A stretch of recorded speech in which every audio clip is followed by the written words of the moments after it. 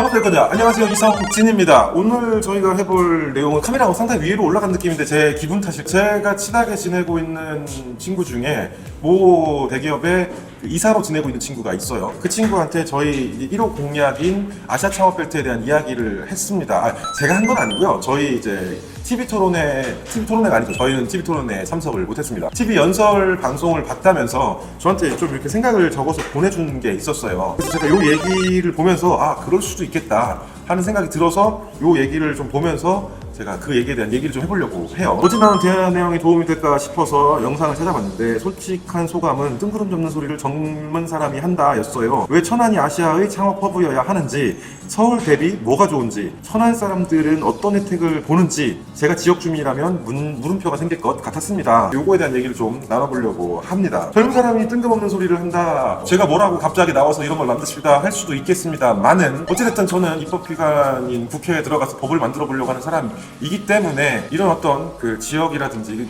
국가에 대한 중대소사에 대한 내용을 고민해야 되는 사람이 맞습니다. 물론 아직 저는 후보 신분이기 때문에 지금은 뭐 할 수 있는 사람은 아니지만 국회의원이 된다면 이런 일을 하겠다는 생각을 해야 되는 게 맞다고 생각을 하고요. 두 번째는 왜 천안이 창업 허브여야 하는가에 대한 이야기를 했더라고요. 지금 대한민국에는 창업을 대부분 다 서울에서 합니다. 서울이 모든 것의 중심지가 되어 있고 모든 자원이 그곳에 밀집되어 있는 게 사실이에요. 하지만 제가 만들고자 하는 아시아 창업 벨트 같은 경우는 한국의 친구들이 와가지고 창업을 한다는 게 아니에요. 제가 말하는 건 아시아에 있는 다른 국가에 있는 친구들을 모아와서 여기에서 창업을 하자는 것이고, 이 사례는 에스토니아가 굉장히 잘하고 있어요. 사실 어제 그 친구랑 통화를 했고 에스토니아 얘기를 했더니 바로 이해를 하면서 가슴이 뛴다고 하더라고요. 그러면 내가 당선이 되면 내가 여기다 이걸 만들 테니 너 거기 때려치고 대기업 이사 때려치고 와서 요거 총괄 좀 같이 하자라고 이야기를 했더니 가슴이 뛴다는 얘기로 말을 막더라고요. 아무래도 대기업 이사가 낫겠죠.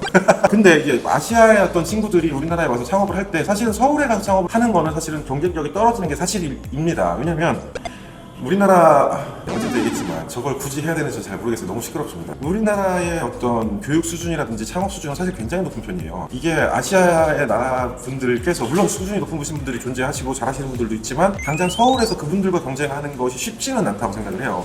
하지만 천안에 왔을 때는 충분한 경쟁력을 가지고 있고, 천안이라는 도시가 생각보다 여러 가지 경쟁력을 가지고 있는데 그 중에 하나가 물류단지가 크게 존재하기도 하고, 천안은 뭐 누구나 다 아시겠지만 전통적으로 굉장히 교통이 좋은 곳이기도 합니다. 그리고 수도권이랑 굉장히 가깝죠. 물론 이것만으로 다른 지역들에 비해서 어떤 경쟁력을 가지냐라고 했을 때는 천안에는 이성진이 있습니다.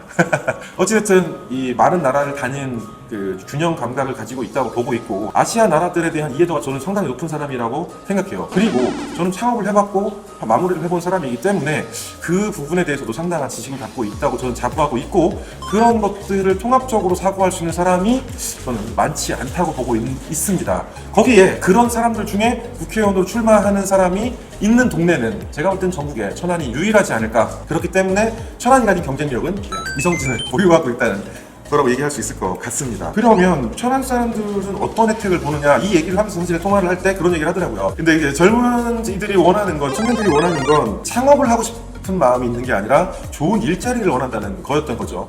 그래서 제가 그랬어요. 아니, 그 친구들한테 창업하라는 소리가 아니라 우리가 회사를 많이 유치할 테니 와서 일을 하라라는 얘기를 했습니다. 아시아 창업 벨트의 핵심은 우리가 갖고 있지 못한 자원, 즉 창업을 하고자 하는 친구들이 지금은 서울에서만 하고 있고 우리나라에서 하고자 하는 분들이 굉장히 적은데, 지금 현재 아시아에서는 무언가를 하고 너무 시끄럽네요 진짜.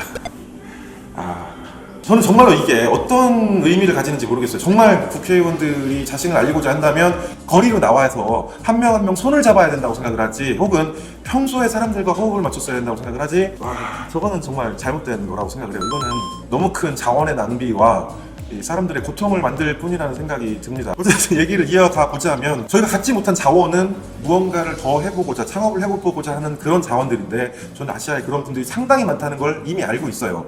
그분들도 사실 에스토니아만 있는 게 아니죠. 가까운 곳에 중국에서도, 청두에서 사실은 이런 프로젝트를 했었어요. 그래서 저희 쪽에서도 많은 분들이 가서 창업을 실제로 했었고, 저도 한번 갔었습니다. 청두에서 이런 창업 벨트를 만들려 했었고, 물론 중국답게 쫙 빨아먹고 다 버렸습니다.